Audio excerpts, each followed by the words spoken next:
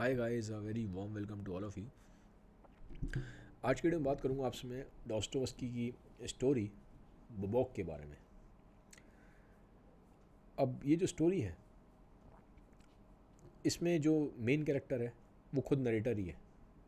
जो कहानी लिख रहा है या कहानी सुना रहा है, नरेटर वही है। उसका कैरेक्टर का नाम ही नरेटर लिखा है। अगर आप पढ़ेंगे स्टोरी तो वो नरेटर लिखा है। वो जो नरेटर है वो एक राइटर है, लेकिन कोई बहुत सक्सेसफुल राइटर नहीं है। वो जो किताबें लिखता है वो पब्लिश नहीं होती, जो आर्टिकल्स लिखता है वो पब्लिश नहीं होते। सब जगह से उसको रिजेक्शन मिलता है।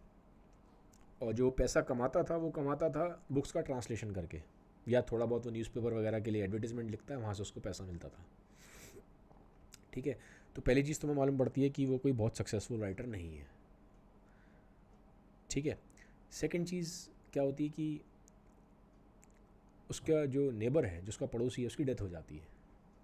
अब पड़ोसी की एज अराउंड 50-55 साल की एज है, उसके बीवी बच्चे हैं।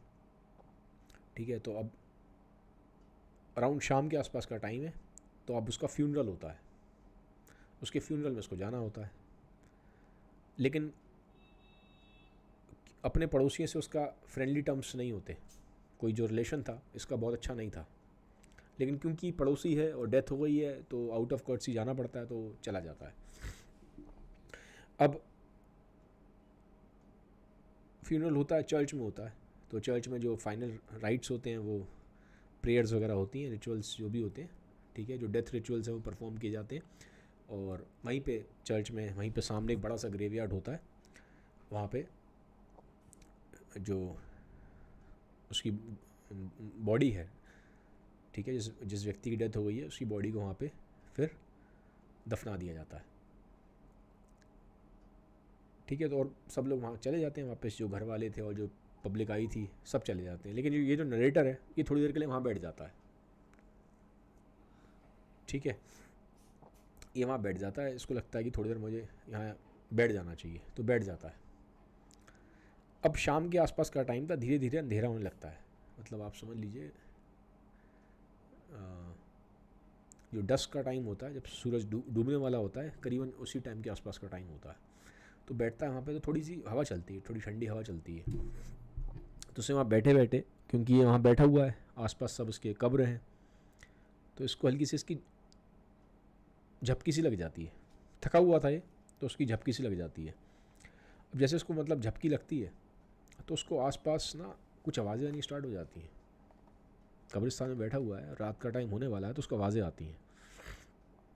तो पहले तो समझ में नहीं आता, इसकी आँख खुलती है, कहता है ये आवाज़ें कहाँ से आ रही हैं। तो पहले डर भी लगता है, क्योंकि अभी डेड बॉडी को वहाँ पे दफनाया है, तो उसको डर भी था। लेकिन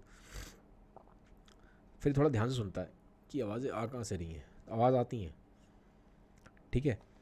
तो आवाज़ क्या आती है, वहाँ पे ना जो ग्रेव्स हैं, वहाँ पे जो कब्र हैं, उनमें से आवाज़ें आ रही होती हैं। इसी के ऊपर पूरी कहानी है बुबॉक। बुबॉक जो है, जो वर्ड है, एक्चुअली रशियन कहानी है, डॉस्टोवस्की की लिखी है। इसका मतलब ही अगर आप देखेंगे, जो मैंने इंटरनेट पे देखा, बुबॉक का मतलब ही यही है, वॉइसेस ऑफ द ग्रेव। जो ग्रेव्स हैं, जो कब्रें हैं, उसमें से आवाज़ आ रही है। जो डेड वंस हैं वहाँ पे, उनकी आवाज़ें हैं।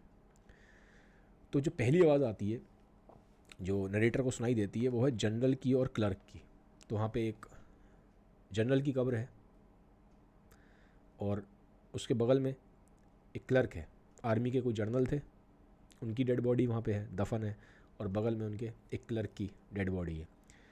तो जो आवाज़ें आ रही हैं उसमें दिखाई दे रहा है कि जो जनरल और क्लर्क है उनके बीच में बातचीत हो रही है, डिस्कशन हो रहा है, और क्लर्क उनको काफ़ी रिस्पेक्ट से बात कर रहा है। तो ठीक है, तो और उसमें दिखाया जा रहा है कि जो जनरल है वो अपनी जो जो उनका तरीका था बात करने का, वो अभी भी वही है जो उनका जब वो ज़िंदा थे तब था। और क्लर्क का भी बात करने का वही तरीका है जब जो क्लर्क ज़िंदा था तब था। तो बिहेवियर में कोई चेंज नहीं आया है। वो आज भी वैसे ही उसी एक रुबाब से बात कर रहे हैं जो जनरल हैं आर्मी के, और जो क्लर्क है वो अभी भी वैसे ही बात कर रहा है। ठीक है, वो योर एक्सीलेंसी करके बात करता है। ठीक है, तो वो पूछ रहे हैं उससे कि क्या है यहाँ पे अभी आज कोई नई, कि शायद कोई किसी की डेथ हुई है, तो डिस्कशन कर रहे हैं आपस में। अब इतने में क्या होता है, थोड़ी सी दूर वहीं से, मतलब जो वहाँ पे जनरल और जो क्लर्क की जो कब्र है वहाँ थोड़ी सी बिल्कुल थोड़ा सा आसपास वहाँ 5-6 कब्र छोड़ के वहाँ पे एक 2 लोगों की कब्र और है। एक लेडी की है, वो लेडी बहुत वेल्दी है, पैसे वाले ख़ानदान से थी, और उसके बगल में लेडी के बगल में एक कब्र और है, वो एक दुकानदार की है, शॉपकीपर की। तो लेडी कहती है कि एक ना बड़ी अजीब सी आवाज़ आ रही है, बड़ी स्ट्रेंज सी आवाज़ आ रही है। ठीक है, वो लेडी कहती है आवाज़ किसी हिकअप की आ रही है, हिचकी की आवाज़ आ रही है। तो लेडी कहती है उससे, जो बगल में कब्र है दुकानदार की, शॉपकीपर की, उससे कहती है कि ये कहीं ये हिचकी तुम तो नहीं ले रहे हो, तुम्हारी आवाज़ तो नहीं आ रही हिचकी लेने की। तो शॉपकीपर कहता है मैं खाना कहाँ से खा लूँगा, मैं कोई खाना थोड़ा ना खा रहा हूँ, मैं कोई ज़िंदा थोड़ा ना हूँ जो मैं ऐसे हिचकियाँ लूँगा। तो लेडी कहती नहीं नहीं, मुझे तुम्हारी ही आवाज़ आ रही है, ये आवाज़ तो तुम्हारे से ही आ रही है हिचकी लेने की, हिकअप्स की। तो कहता नहीं नहीं, मेरी आवाज़ नहीं है। तो वो लेडी उससे कहती है अच्छा एक बात बताओ, तुमने चीटिंग तो बहुत करी है लोगों का, तुमने बहुत सारे पैसों से चीटिंग करी है। तो लेडी एक तरह से एक्यूज़ कर रही है दुकानदार को कि तुमने लोगों को पैसों से बहुत चीट किया है।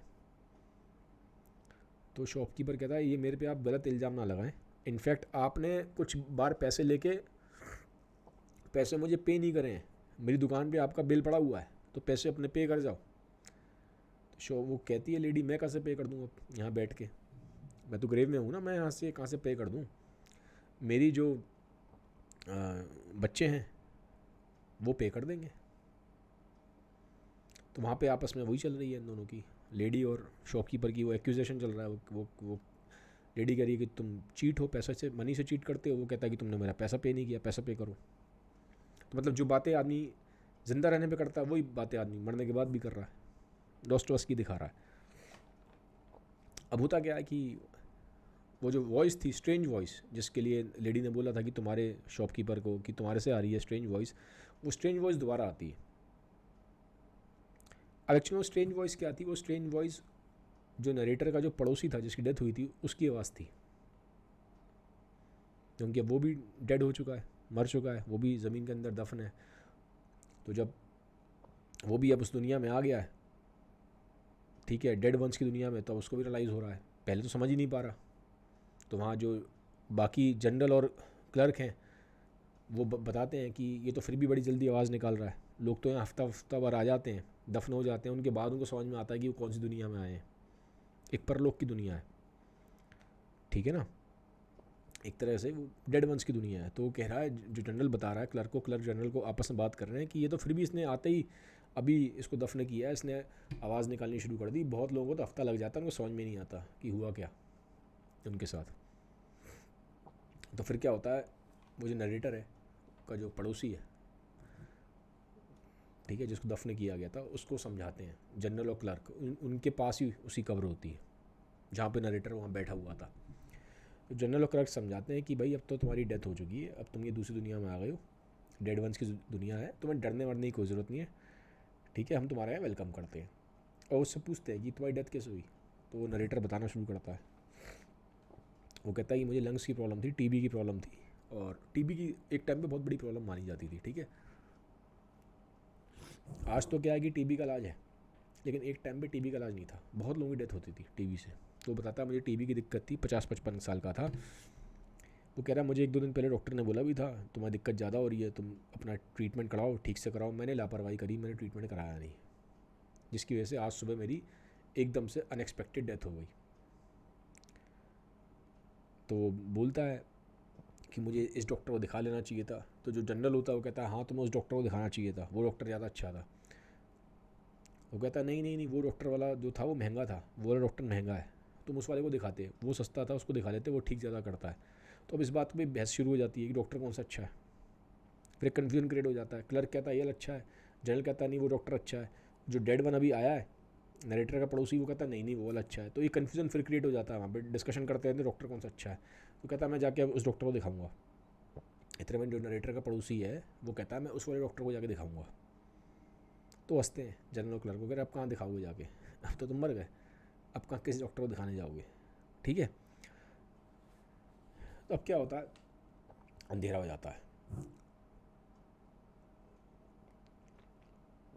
ये डिस्कशन चलते चलते हो जाता है अंधेरा। अंधेरा होता है तो जो बाकी ग्रेव्स थी, जो बाकी वहाँ पे लोग दफन हैं वहाँ पे, जो डेड वंस दफन है, वो भी जाग जाते हैं। अंधेरा हो गया है तो नहीं और खाली ऐसा तो नहीं था, सॉरी आज थोड़ा कोल्ड है, और ऐसा तो नहीं था कि खाली एक ही वहाँ पे आज इंसान को वो किसी एक ही इंसान की डेथ हुई थी, और भी कई लोग होते हैं भाई। सुबह से शाम तक अगर आप कब्रिस्तान जाएंगे तो रोज़ कितने लोग मर रहे हैं। तो एक ही नई ग्रेव नहीं थी, बहुत सारी नई ग्रेव थी, 3-4 और भी थी। तो जो बाकी नई ग्रेव्स हैं उन्हें भी होश आता है कि हाँ हम कहाँ आ गए हैं, ठीक है। और जो पुरानी और जो बाकी और ओल्ड ग्रेव्स हैं वो भी जाग जाते हैं। अब भैया रात हो गई है, तो रात को वहाँ पे बाकी ग्रेव्स हैं उनमें भी एक डिस्कशन स्टार्ट हो जाता है। अब होता क्या है, जो जनरल हैं वहाँ पे, ठीक है, जो जनरल वहाँ दफन थे जिनके बारे में मैं बात कर रहा हूँ, वो एक तरीके से ऐसे लीड करने की कोशिश कर रहे हैं, क्योंकि नई नई ग्रेव्स आई हैं वहाँ पे, आज कुछ नए लोग दफन हुए हैं, तो वो एक तरह से ऐसा दिखाने की कोशिश कर रहे हैं कि वो वहाँ के राजा हैं, वो डोमिनेट करेंगे सबको। बट जो पुरानी जो नई ग्रेव्स हैं वो मना कर देती हैं कि हम डोमिनेट नहीं होंगे यहाँ पे, जीते जी होली है। अब यहाँ कोई सुपीरियर नहीं है, कोई इन्फीरियर नहीं है, यहाँ तो सब बराबर हैं। तो जो नई ग्रेव्स है रिवोल्ट कर देती हैं, जो नए नए लोग आज दफन हुए हैं।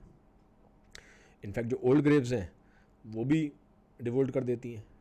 आधी ओल्ड ग्रेव्स कहती हैं नहीं जनरली करेंगे, बाकी कहती है नहीं जनरल नहीं करेंगे। तो वहाँ पे फिर एक कॉन्फ्लिक्ट स्टार्ट हो जाता है कि कौन सुपीरियर है, कौन इन्फीरियर है, कौन डोमिनेट करेगा और कौन सबॉर्डिनेट होगा। तो एक तरह से कॉन्फ्लिक्ट वहाँ भी स्टार्ट हो जाता है, ठीक है। फिर थोड़ी देर बाद कॉन्फ्लिक्ट ठंडा होता है, फिर सबके बीच में एक डिस्कशन होता है कि भाई यहाँ कोई ऊपर नीचे नहीं है, यहाँ कोई सुपीरियर इन्फीरियर नहीं है। अब एक काम करते हैं कि अब हम एक काम करते हैं, जितने भी यहाँ पे हैं सारे डेड वंस, ये अपनी अपनी स्टोरी सुनाएंगे और हम सारे अपने मास्क उतार देंगे।